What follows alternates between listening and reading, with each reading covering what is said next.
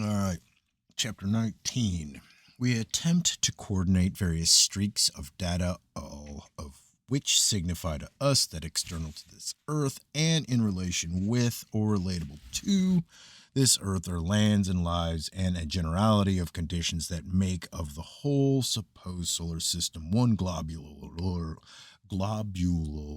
of circumstances like terrestrial circumstances. Our expressions are in the physical terms, though in outer space there may be phenomena known as psychic phenomena because of the solid substances and objects that have fallen from the sky to this earth, similar to, but sometimes not identified with, known objects and substances upon this earth. Opposing us is the more or less well-established conventional doctrine that has spun like a cocoon around mind upon this earth, shutting off research and stifling even speculation, shelling away all data of relations and relatability with external existences, a doctrine that, in its various explanations and disregards and denials, is unified in one expression of exclusionism. An unknown vegetable substance falls from the sky. The datum is buried. It may sprout someday. The earth quakes. A luminous object is seen in the sky. Substance falls from the unknown, but the event is cataloged with subterranean earthquakes. All conventional explanations and all conventional disregards and denials have exclusionism in common. The unity is so marked, all writings in the past are so definitely in agreement that I now think of a general era that is by exclusionism as distinctly characterized as ever was the Carboniferous era. A pregnant woman stands near Niagara Falls. There are sounds and they are vast circumstances, but the cells of an unborn being respond or vibrate only as they do to disturbances in their own little environment.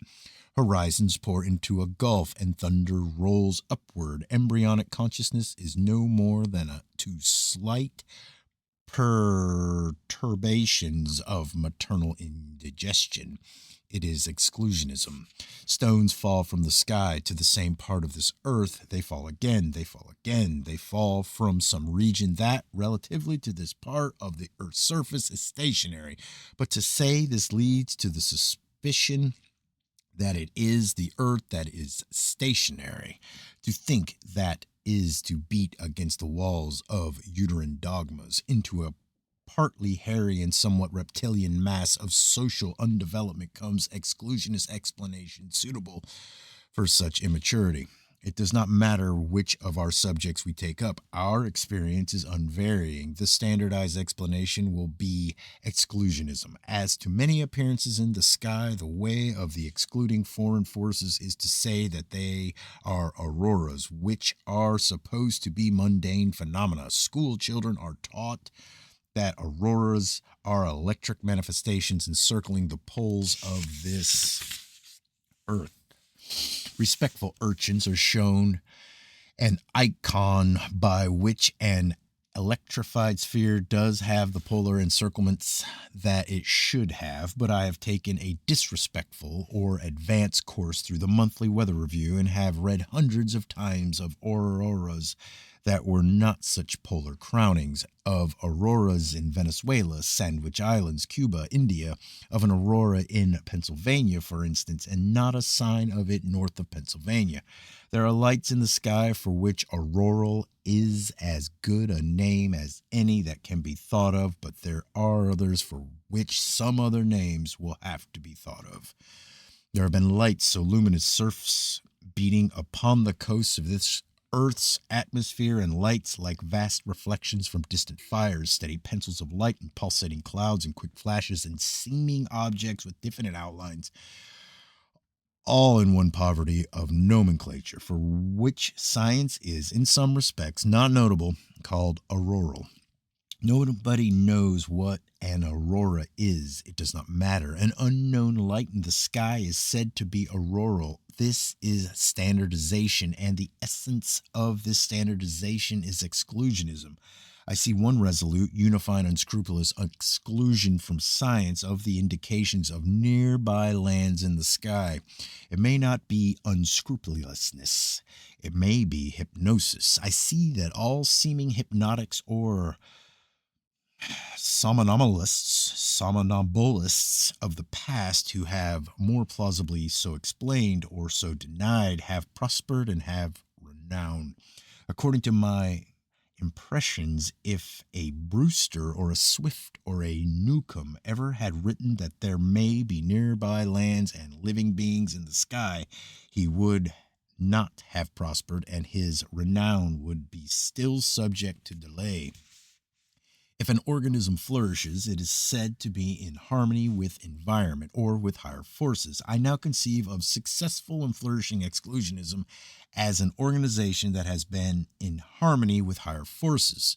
Suppose we accept that all general delusions function sociologically, then in exclusionism be general delusion if we shall accept that conceivably the isolation of this earth has been a necessary factor in the development of the whole geosystem.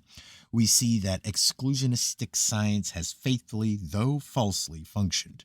It would be worldwide crime to spread worldwide too soon the idea that there are other existences nearby and that they have been seen and that sounds from them have been heard.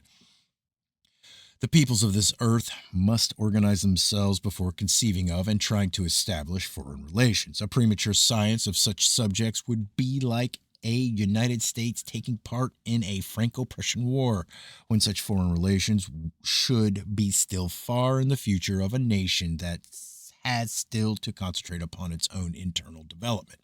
So, in the development of all things, or in the stickleback may build a nest, or that a stickleback may build a nest, and so may vaguely and not usefully and not explicably at all in terms of Darwinism evolution foreshadow a character of coming forms of life, but that a fish that should try to climb a tree and sing to its mate before even the pterodactyl has flapped around with wings daubed with clay would be an unnoticed little clown in cosmic drama. But I do conceive that when the carnivorous era is dominant and when not, a discordant thing will be permitted to flourish, though it may adumbrate. Restrictions will not last forever, and that the rich and bountiful curse upon rooted things will someday be lifted.